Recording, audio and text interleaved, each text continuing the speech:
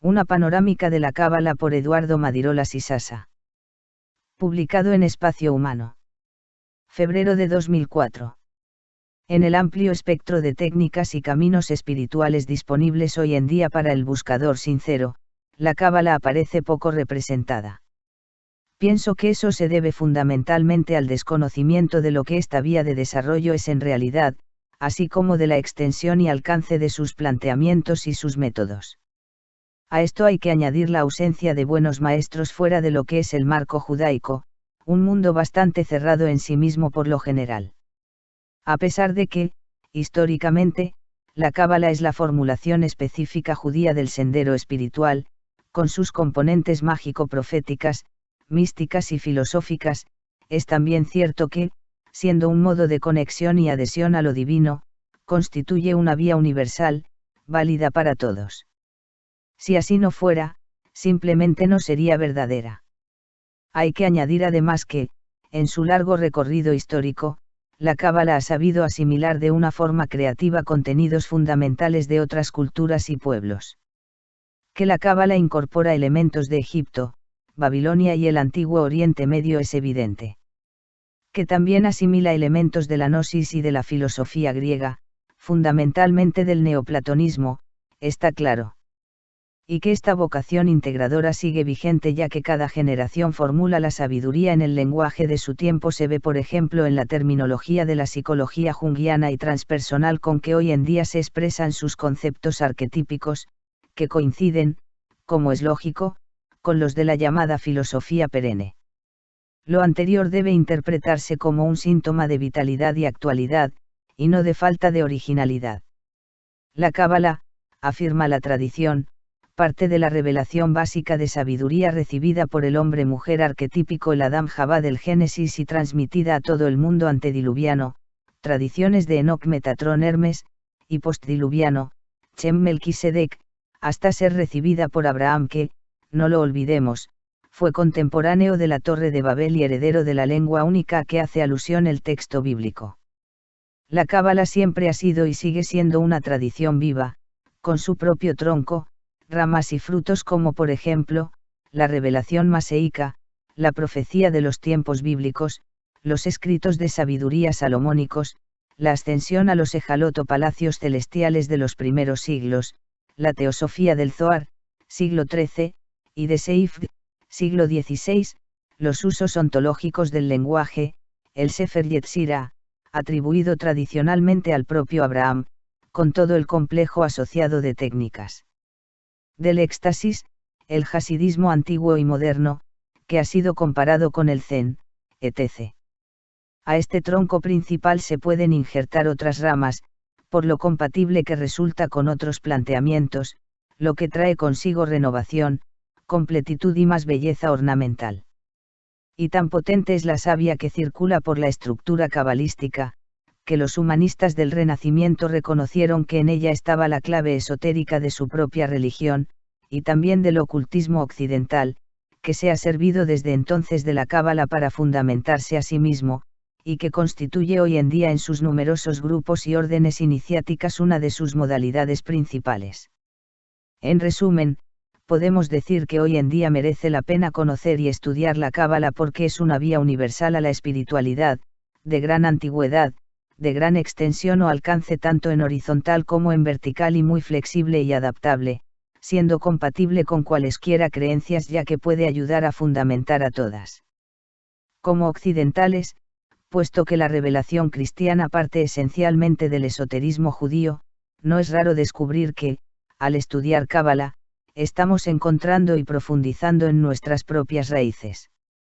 Hay esencialmente tres aproximaciones a la Cábala, que son, por así decir, tres modos de conexión con la luz infinita, siendo esta a su vez un nombre para la conciencia energía subyacente a todo el sustrato, si se quiere, de la mente única o divina.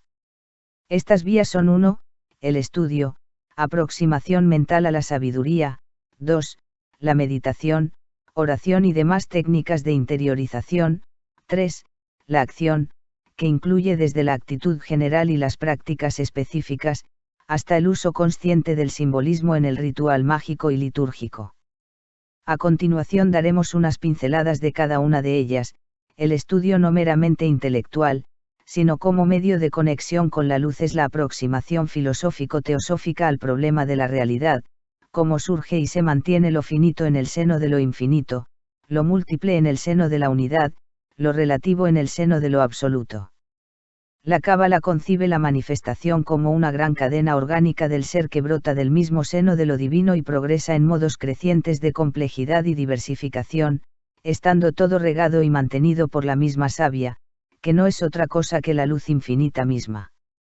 Esto es lo que aparece codificado en el gran símbolo del árbol de la vida, con sus sefirotoesferas de manifestación de lo real, y sus canales que las interconectan entre sí.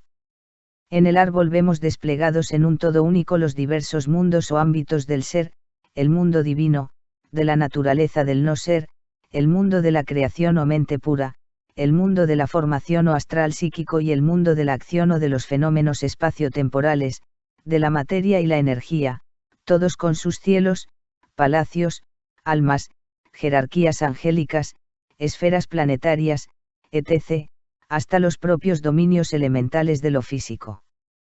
Quizás sorprenda el ver cómo están equiparados, en el segundo mundo, la creación con el ámbito de lo mental.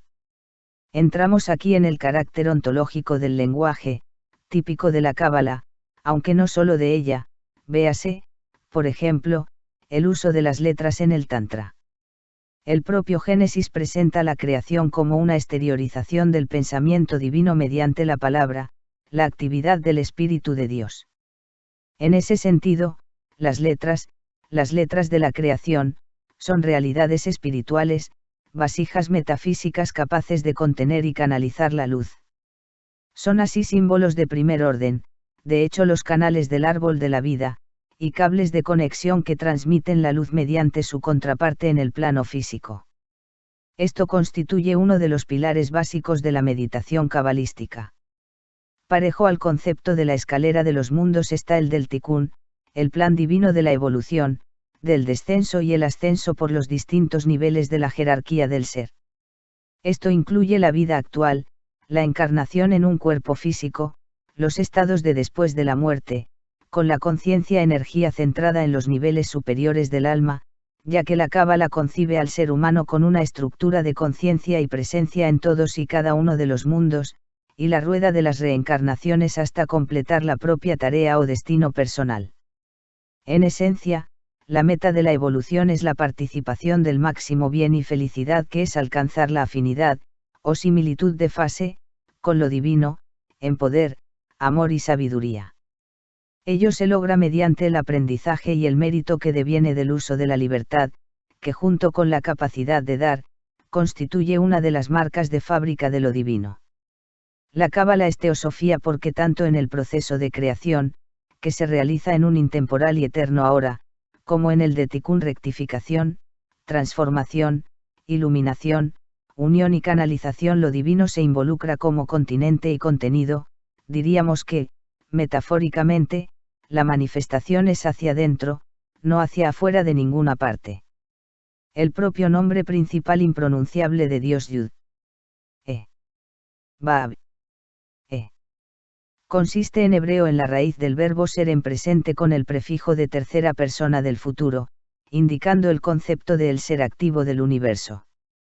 Al mismo tiempo, la propia creación es su ser pasivo, presencia o Sejina, siendo uno de los motivos fundamentales de la Cábala, expuesto en el Cantar de los Cantares, el de la unión o bodas místicas entre el aspecto masculino y femenino de la deidad, lo que completa el Tikkun cósmico. Evidentemente, a imagen y semejanza de su arquetipo divino, este es también el paradigma del ser humano realizado.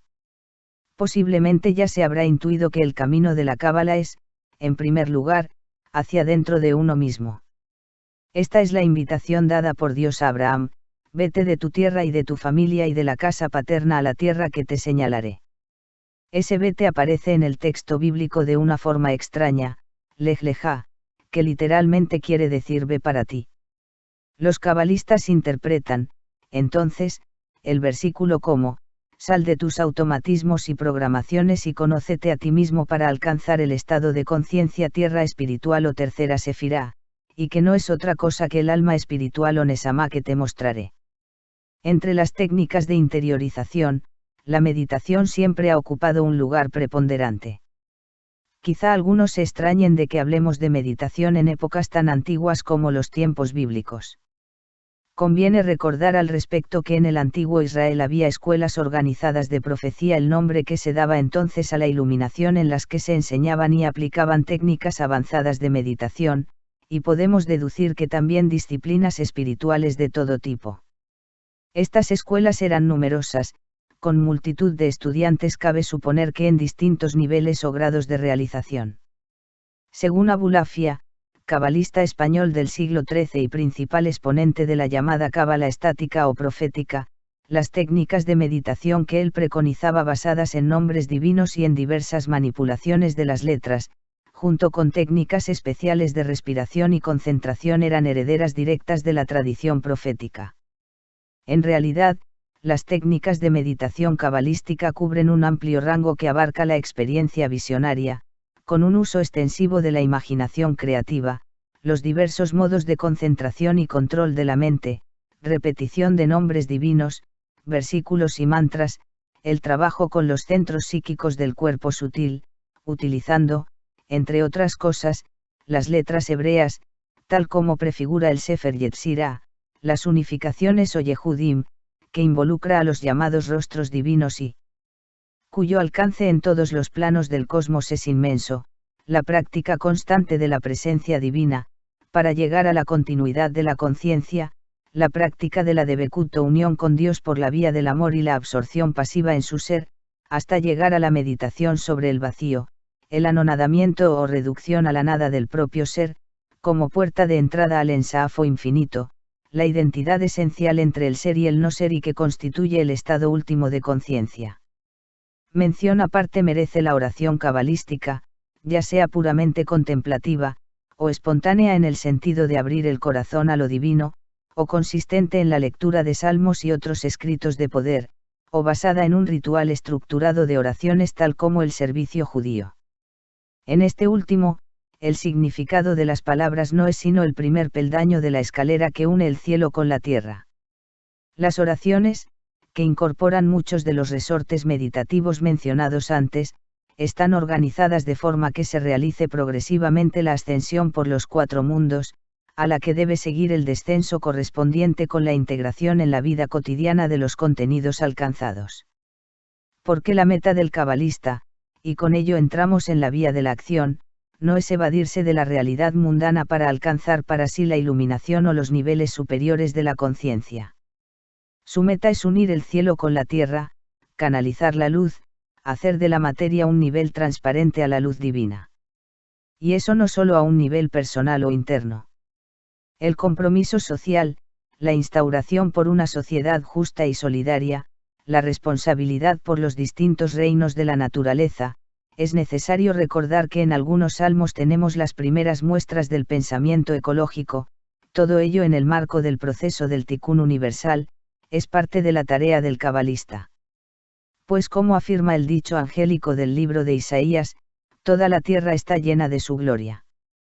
Entre las prácticas específicas están todas las relativas al conocimiento de uno mismo en todos los niveles del propio ser. Esto hoy en día se hace en el marco de una terapia, la cual, de una forma general, está incluida en el currículo de los distintos grupos de estudio. Así, los arquetipos del inconsciente personal, por utilizar una terminología junguiana, deben ser, como primer paso, sacados a la luz y aceptados, asumiendo la plena responsabilidad por la totalidad de uno mismo. Integración e individuación son las palabras clave, lo que nos sitúa al nivel del self-o-sí-mismo psicológico, el centauro de Ken Wilber o el yo existencial de otros sistemas. A partir de este punto de verdad personal, el ser auténtico se construye, mediante el trabajo intensivo en uno mismo y la práctica de una ética superior, no necesariamente convencional, la Merkabah o vehículo espiritual para acceder a las esferas transpersonales del propio ser, culminando en la chispa de luz divina que constituye el propio núcleo o raíz, y que es, en sí misma, una parte de la mente divina. Una última palabra sobre la magia, que es parte de la cábala, y que ha sido y sigue siendo tan mal comprendida. En esencia, la magia consiste en el uso activo del simbolismo. Mediante este damos cuerpo a energías espirituales que impactan sobre la psique para causar cambios, generalmente en la propia conciencia. Y todo ello bajo el control de la voluntad, que se pone al servicio de la voluntad superior o manifestación externa de la propia chispa divina, el verdadero mago. En ese sentido, la magia es una técnica de desarrollo espiritual y ha sido usada extensivamente por todas las religiones, ya que nada tiene tanto poder como los propios actos. Relegar la magia a la obtención de cosas materiales para el propio disfrute es rebajarla de nivel, lo mismo que si consideramos la oración solo como un medio de obtener favores de lo divino, o la meditación como una forma de relajarnos para sentirnos bien. La presente panorámica es por necesidad breve e incompleta. En los próximos artículos se irán desarrollando los puntos en ella expuestos para que el lector interesado pueda disponer de una información más completa. Si después considera que la cábala tiene algo personal que decirle, sin duda encontrará la vía, teniendo en cuenta que ésta se dirige hacia el interior de sí mismo.